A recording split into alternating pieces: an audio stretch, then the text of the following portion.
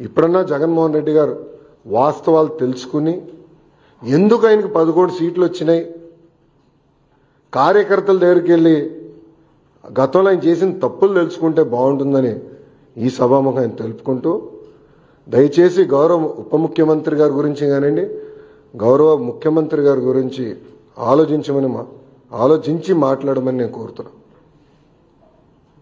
ఈరోజు ప్రజలు వాళ్ళని గెలిపించారు.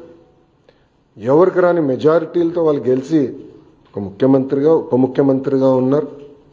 వాళ్ళని కించపరిచే విధంగా మటుకు మాట్లాడితే మేము సహించాం. చాలా ఫర్మ్గా మేము కూడా మాట్లాడతాం. మిమ్మల్ని వదిలిపెట్టే ప్రసక్తే ఉండదు.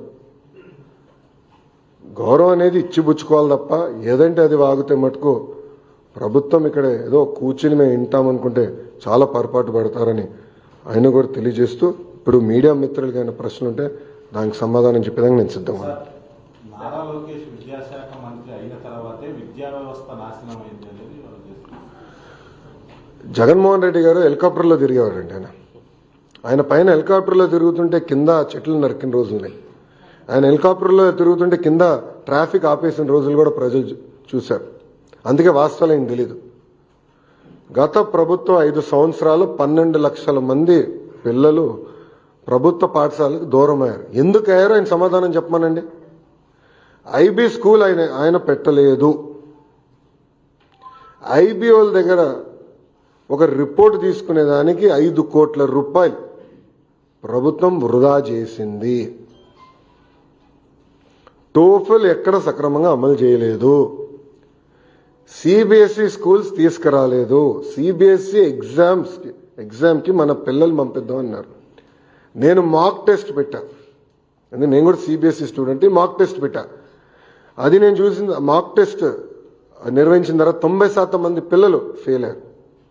అప్పుడు నేను భయపడ్డా. ఎందుకంటే పిల్లలు రెడీగా లేరు. 3 సంవత్సరాలు పోస్ట్పోన్ చేసి పిల్లలు రెడీ చేద్దాం అనే లక్ష్యంతో పనిచేశాం. సో ఇప్పుడన్నా వాస్తవాలు తెలుసుకుని ఆయన మాడితే బాగుంటుంది. అయినా ఇంత చర్చ జరగాలంటే శాసనసభకు రావచ్చు కదండి. ఎవరు రావద్దు అంటున్నారు ఆయన? ఏంటమ్మా? మీడియా మిత్రులు మీరు అందరూ ఒకటి గమనించాలి. రోడ్లపైన పోలీసుల సంఖ్య తగ్గింది. పోలీసులు పెద్ద కంపట్ల, పరదాలు లేవు. ఎవరంటే వాళ్ళు ప్రశాంతంగా రావచ్చు. ఆయన ఒక పులివెందుల ఎమ్మెల్యేగా ఆయన హక్కులు ఉన్నాయి. ఆ హక్కులను వినియోగించుకోవచ్చు.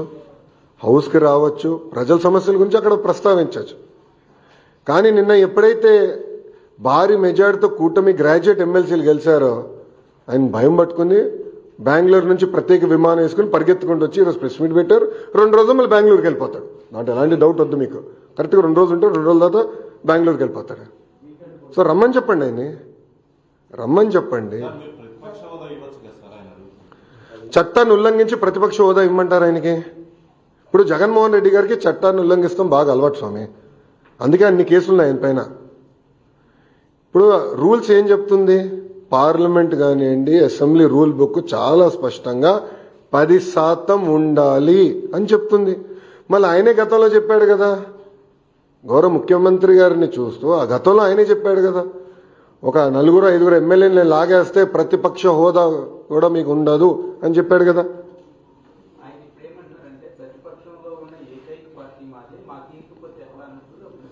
రమ్మని చెప్పండి సార్. ఐ థింక్ రోల్ 11 వాళ్ళకి కేటాయించాం. రోల్ 11లో కరెక్ట్గా 11 మంది కూర్చోవచ్చు.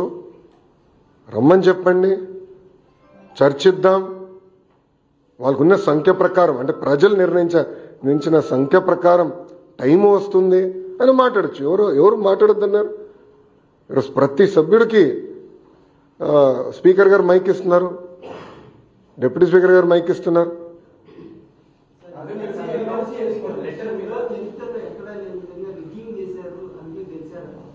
ఎవరన్నారండి? ఆయన అసలు ఆంధ్ర రాష్ట్రంలో ఉంటే కదండి స్వామి ఎన్నికలు ఎటు జరిగినాయో తెలిసేదానికి.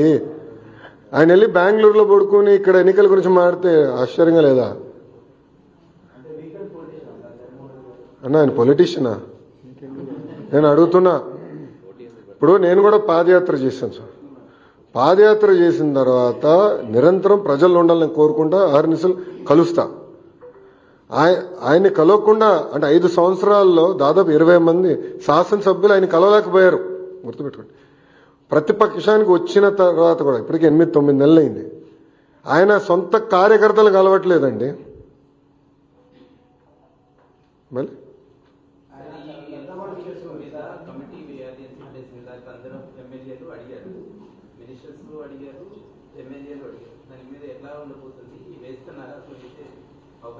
అది స్పీకర్ గారు ఇవ్వాల్సిన డైరెక్షన్.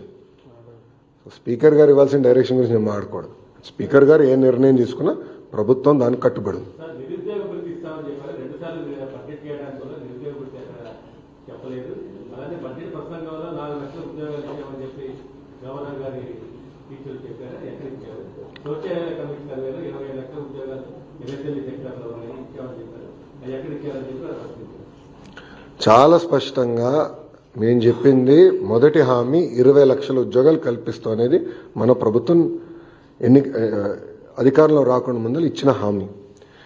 మీరు నా స్పీచ్ కూడా చూడండి. బోత్ ప్రైవేట్ ప్రభుత్వం కలిపి 20 లక్షల ఉద్యోగాలు కల్పిస్తామని మేము చెప్పాం. మీరు చూస్తే ఇప్పటికీ 6 లక్షల కోట్ల పెట్టుబడికి మేము ఒప్పందాలు కుదిరించుకున్నాం. అవన్నీ ఇప్పుడు గ్రౌండింగ్ అవుతున్నాయి. తద్వారా 4 లక్షల మంది యువతకి ఉద్యోగాలు కల్పిస్తామని మేము చెప్పాము. అది స్పీచ్లో ఉంది. మొన్న కూడా కౌన్సిల్లో నేను చూపించానండి. ఇప్పుడు ఒక సూటిగా ఆయన ప్రశ్నిస్తున్న 5 సంవత్సరాల్లో మీరు తీసుకొచ్చిన కంపెనీలు ఎన్ని? ఆయనే సమాధానం చెప్పమనండి. ఎంతమందికి ఆయన ఉద్యోగాలు కల్పించాడు? ఆయనే సమాధానం చెప్పమనండి. ఎందుకు ఈ గోలంతా? చెప్పుకునే స్థాయి ఒక్క కంపెనీ తీసుకొచ్చాడు ఆయన? ఎక్కడ స్వామి 40 లక్షల మందికి ఉద్యోగాలు కల్పిస్తే అసలు నిరుద్యోగుల సమస్య ఎందుకుంటుంది? ఎక్కడ కల్పించాడు? ఎవరు కల్పించాడు?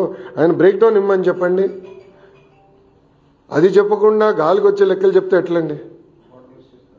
రాష్ట్రంలో ఏదైనా పరిశ్రమ పెట్టాలన్నా కూడా ఎవరో ముందుకు వచ్చే పరిస్థితి లేదు. ఉన్నది బెదిరిస్తున్నారు. చివరికి కాపులో జిందాల్ ఫ్యాక్టరీ కూడా పెట్టకుండా అయిపోయారని చెప్పి ఆయన చెప్పడం. టీసీఎస్ ఎందుకు వచ్చిందండి? ఆసిలర్ మెత్తల్ ఎందుకు వచ్చిందండి?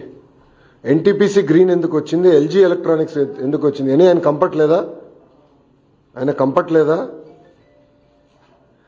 జిందాల్ గురించి ఆయన మాట్లాడుతున్నారు. ఆయన అధికారులు ఉన్నప్పుడు ఏం పీకాడు ఆయన? కడప స్టీల్ ప్లాంట్ పనులు ఎందుకు ముందరికి వెళ్ళలేదు ఆయన అధికారులు ఉన్నప్పుడు? పోలవరం పనులు ఎందుకు ముందరికి వెళ్ళలేదు ఆయన అధికారులు ఉన్నప్పుడు? అమరావతి పనులు ఎందుకు ఆపేశాడు ఆయన అధికారులు ఉన్నప్పుడు? దానికి స్పష్టంగా సమాధానం చెప్పమనండి.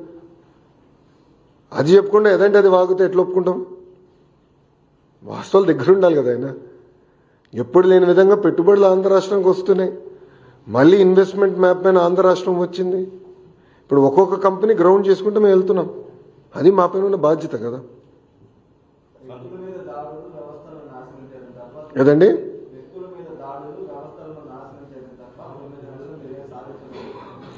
ఏ వ్యవస్థను నాశనం చేశాం మేము? సూటిగా జగన్మోహన్ రెడ్డి గారు నేను ప్రశ్నిస్తున్నా. ఏ వ్యక్తి పైన మేము దాడి చేశాం?